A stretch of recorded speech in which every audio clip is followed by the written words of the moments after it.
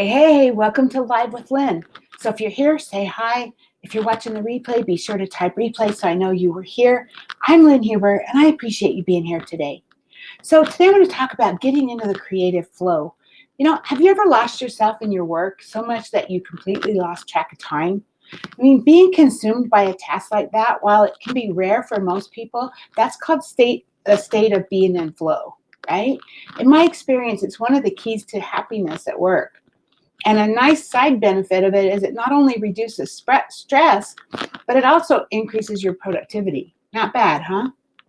When your creativity flows and you lose track of time, ideas and images flow feverishly from your brain to your fingertips, right? And the term emulates water flowing as your ideas are born. And when you're in the flow, your emotions are not just contained and channeled, but they're positive and energized, and they're aligned with what you're working on, with the task at hand. Maya Angelou, one of my favorite, what do you want to call her? Like motivational, she says, you can't use up creativity. The more you use, the more you have. And it's true. Thankfully, that's true.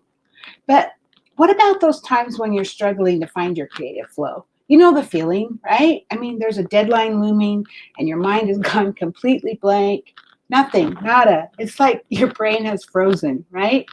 Luckily, the latest research shows us the most common roadblocks to creativity and how to move past them and get on with the job. So let's look at a couple of those. So the first one is fear of failure. Boy, none of us have that, right? I know, right?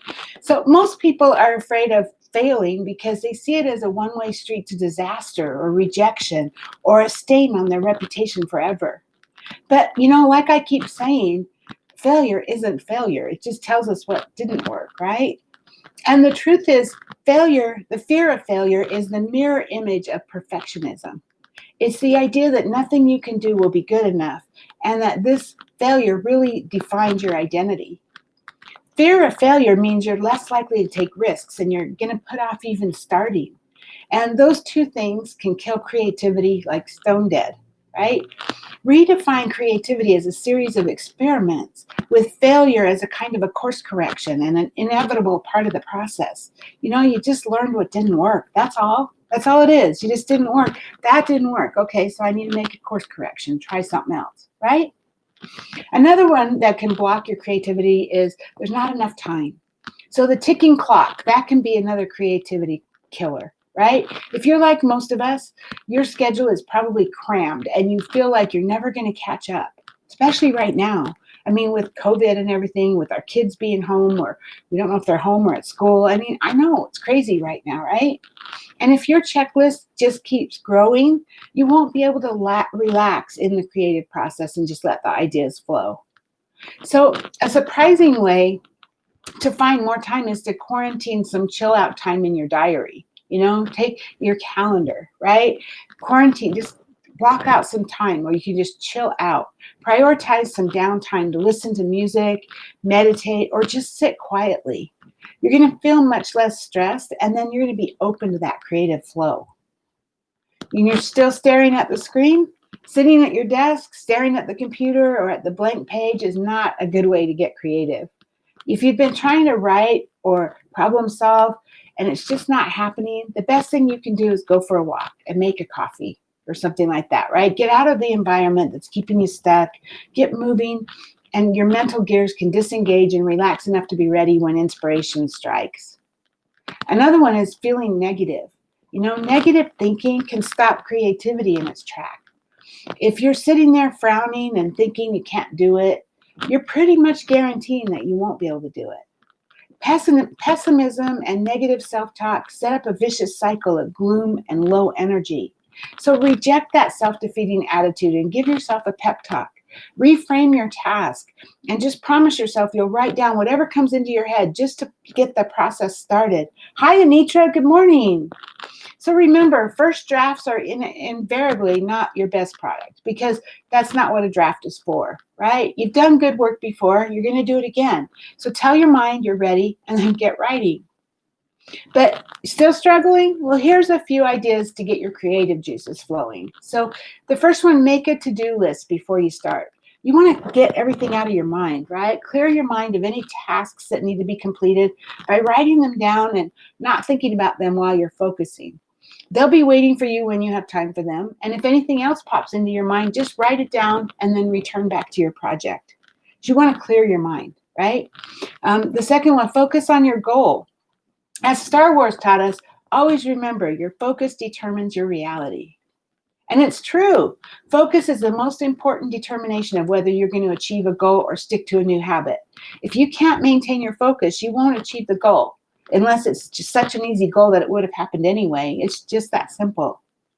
Pinterest is a great way to find some visual stimulation. You know, if you're struggling, sometimes just don't let yourself get lost in Pinterest for hours. But I mean, you know, just like scroll through Pinterest, because you're going to find lots of things in there that can spark your imagination. And then I have like a secret Pinterest board that I might post things that I love, and that might be something that I can use for a later work project, or like, you know, I do a lot of blogging, so might be something that could help me give ideas for later projects or blogs that I want to write. And so Pinterest is a great way. Turn off notifications on your phone and all your digital distractions. You won't miss anything. And seriously, it's going to be waiting for you when you get to it. I promise. And then don't expect perfection on the first take. We talked about that a little bit earlier, but keep creating and allow yourself to get into the flow of your work, because if you stop and edit frequently while you're writing, what happens is your brain is switching from left to right side thinking, and it can break your creative flow. So write, get it down, and then edit later. Anitra says, I usually feel confused when I end up staring at my computer. That's true. That's true. Another thing, you know, I mentioned this earlier, but hit a creative wall, get up and get some fresh air. So taking a walk when you hit a stopping point is a great way to reinvigorate yourself. Your brain uses 20% of your body's oxygen intake at any given time, so refuel it with some fresh oxygen. I mean, even if you're just going to walk around your office or go get a glass of water, just get up, move, stretch, breathe, and then refocus. It makes all the difference. And then keep creating, even when it's hard. You know, keep learning, keep doing, and most of all, keep experiencing things from wherever you're at with your place of skill, your interest, and your curiosity. The most important part of getting into the creative flow is the enjoyment of the activity. Remember your love of creation, and don't stress about the end results. Just seek out what thrills you, because whether you're alone or in a group, if you're doing what you enjoy and you enjoy what, you know, you're doing what thrills you, that's where the magic really exists. Seriously, you're probably going to come to find that you created something better than you initially intended to. So, hey, now I'd love to hear from you. Did anything I talk about resonate with you today? Do you sometimes find it hard to get into that creative flow? What kinds of things help you to get moving when that happens? Please share your thoughts with us in the comments below. I would love to hear your stories. Anitra also says, I'm guilty of expecting perfection from myself, probably why I haven't done a live. Exactly. And you know what, Anitra, you're just going to have to take the plunge. You're just going to have to do it. Because if you keep, I'm watching you and you're beating yourself up over this. You just need to do it. Seriously. Sometimes you just have to. You have to get started and just trust that the creativity is going to come after, right? But hey, I want to thank Anitra for being live with me today, and anyone else who might be live who just hasn't commented, and anyone who's watching my replay. I appreciate you.